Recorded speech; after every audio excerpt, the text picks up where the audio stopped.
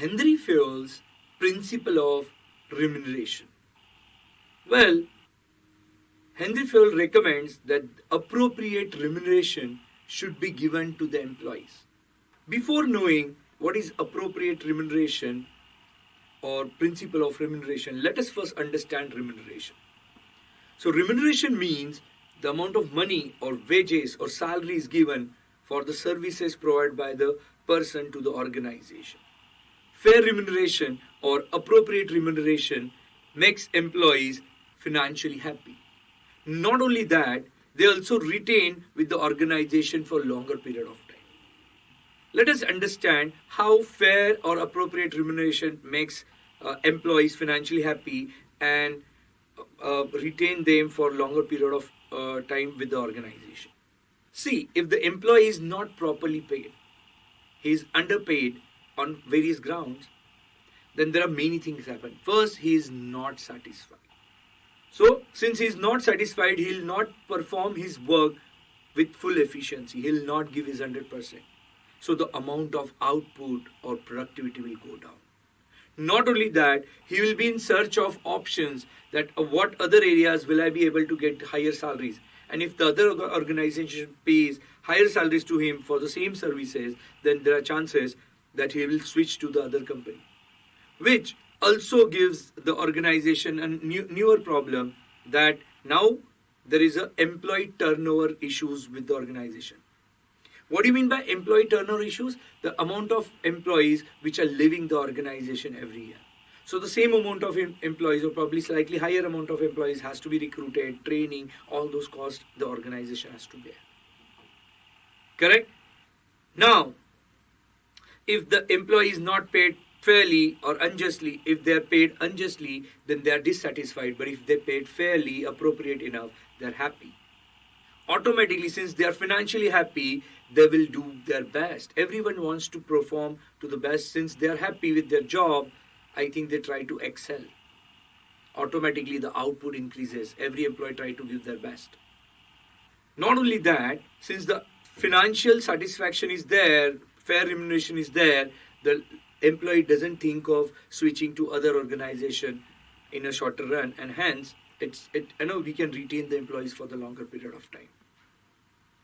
So directly the first advantage what I see of fair remuneration is the employees become financially happy, and the organization is able to retain them for the longer period of time. So automatically other employee turnover costs and other costs, recruiting new more amount of people, the training and all sort of expenses are reduced to an extent. Now let us understand this concept of fair remuneration in a greater detail.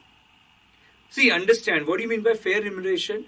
The remuneration should not be more than what the employee deserves, and it should not be much lesser or less than what he deserves. Let us see both the situations. Let's say if employee is paid higher than his deserves. So let's say employee deserves 25,000 and you are paying 1 lakh rupee per month. Automatically you're wasting the main resource, money, as the output is less compared to the amount of input the money is given. So it's a loss of resources. Hence, extra remuneration is also a dangerous thing. But if you pay underpayment or under remuneration, less salary, that is also a problematic thing. Now what happens if you're not paying the employees fair salary? First, there is a dissatisfaction created. So employee will start reducing its efficiency, automatically output will reduce, and overall loss will be there. There are likely chances that employee will switch to other organizations. Hence, the employee should be given fair remuneration. Since the employees are given fair remuneration, automatically their efficiency and productivity increases, and overall organization's efficiency and productivity will be high. There are various parameters on which fair remuneration is decided, right from skills, expertise, knowledge, the tenure of work, the cost of living, the market conditions, or probably profitability of the organization. Let us understand how these parameters affect. So, if in an organization, if there is a person who is highly expertise skilled and he has extremely extraordinary knowledge for his job, then obviously he has to be paid Less or more? Yes, he has to be paid more. So based on the salary will be decided based on the knowledge, expertise, and skills level. Apart from that, as the employee stays with the organization for 1 year, 2 year, 3 year, 4 year, automatically, since he's working for the same thing over the period of time, he becomes expert. So there has to be a gradual increase in his salary. So the amount of tenure he has worked with the organization also decide the amount of remuneration or salary given to the employee. Well, cost of living? Yes, the amount of inflation also decide what amount of salary should be increased or given to the employee. Market conditions. Understand there are certain phases where there's a huge demand for specific skilled people. So even though in a normal circumstances we can offer, let's say, 50,000 for the employee, but for specific skills and specific situations, now there's a huge crunch for that skills in the market. I think for the same job you need to pay 2 lakh rupees per month. So this extra payment is because of the market condition. Also, profitability of organization decides the payment. Let's say for a specific year, organization has huge profit, probably in the range of 40-50%. So what does organization do? They provide a healthy bonus to the employees. On a specific year, there is a loss to the organization. Well, there are probably no increments or hikes, but probably there is a wages cut also happening in the organization. So, in a nutshell summary, the principle of remuneration tells us about employees should be given fair and appropriate remuneration. What is remuneration? Is basically the salary or amount paid for the services given or catered by the employees to the organization. Well, if we give appropriate salaries to the employees, automatically many things happens. First, the employees becomes financially happy.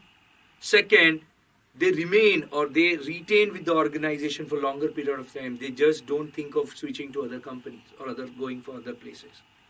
Not only that, since we provide substantial or appropriate remuneration, the natural productivity and efficiency of the employee is always high. So overall efficiency and productivity of the organization is high because of fair remuneration strategies. There are various parameters on which we decide fair remuneration, starting with knowledge, skill, expertise, then tenure of working, cost of living, market conditions, and profitability of the organization.